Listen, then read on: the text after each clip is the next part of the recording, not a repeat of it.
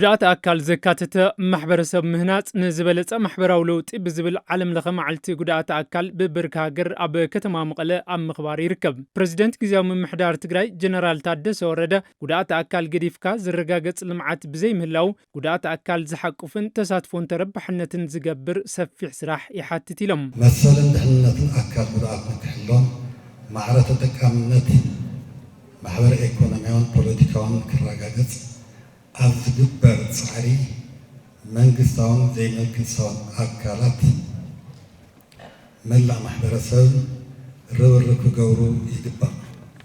ኣብ ትግራይ ይኹን ብሰንኪ ሃገር ሰፊሕ ቁፅሪ አካል ጉድኣት መጠን ምህላው ዝኾነ ይኹን ናይ ልምዓት ምንቅስቓስ ድማ ነዚኦም ንጎኒ ገዲፍካ ዝረጋገጽ ስለ ዘይኮነ ፍትሓውን ማዕረ ተጠቃምነትን አካል ጉድኣት ወሳኑን እዩ።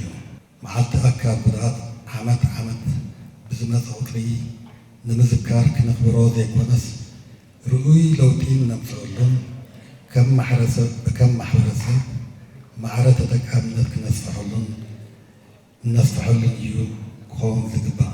ፕሬዚደንት ፌዴሬሽን ማሕበራት ጉዳት አካል ትግራይ አይተ ዮሐንስ አርከበ ጉዳት አካል ከም ሃገሮም ንጹር ዝኾነ ፖሊስን መምርሕን ክወጸሎም ይግባእ ይብሉም። እኛ አካል ጉዳተኞች እንደ ክልልም እንደ ሀገርም ግልጽ የፖሊስ ማዕቀፍ ያስፈልገናል። ንሕና ጉዳት አካል ከም ሀገር ይኹን ከም ክልል ንጹር ዝኾነ ፖሊስ የድልየና። ማሕበራትን ፌዴሬሽናትን ጉዳት አካል ፋይናንሳዊ ይኹን ቴክኒካዊ ድጋፍ የድልዮም።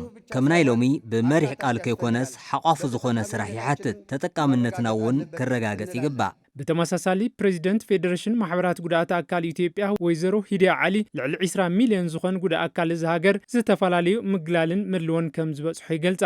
በዓሉ እየተዟዟረ ባከበርንባቸው የተለያዩ የሀገራት ክፍሎች መዓልቲ ጉዳት አካል እናዞርና ኣብ ዘክበርናዮም ዝተፈላለዩ ሃገራት ዓለም ብዝተሰርሑ ናይ ምንቕናቕ ስራሕቲ ብዙሕ ለውጢ መምጻእ ተካኢሉ እዩ። ኮይኑ ግና ልዕሊ 20 ሚልዮን ዝኾን ጉዳት አካል ሃገርና ሕዚ እውን ማሕበረሰባዊ ምግላልን ኣሰራርሓን ብሰፊሑ ይረኣዩ። እዚ ጸገም ንጽባሕ ዝገደፍ እንተይኮነስ ዕለታዊ ኣጀንዳና ክኸውን ይግባእ። ሚኒስትር ዴኤታ ማሕበራዊ ጉዳይን ደቂ ኣንስትዮን ወይዘሮ ሑርያ ዓሊ ብወገነን ጉዳት አካል ክብሮምን መሰሎምን ተሓልዩ ኣብ ምንቅስቓስ ልምዓት ማዕረ ተሳተፍትን ተጠቀምትን ክኾኑ ምቹው ኩነታት ምፍጣር የድሊ ክብላ ገሊጸን አካል ጉዳተኞችን ክብራቸው፣ መብታቸው፣ ደህንነታቸው ተጠብቆ ጉዳት አካል ክብሮም መሰሎምን ደህንነቶምን ተሓልዩ ፖለቲካዊ፣ ማሕበራዊ፣ ቁጠባውን ባህላውን ጉዳያት ከምኡውን ኣብ ምንቅስቓስ ልምዓት ማዕረ ተሳታፍነትን ተጠቃምነትን ክረጋገጽ ኩነታት ምፍጣር እዩ።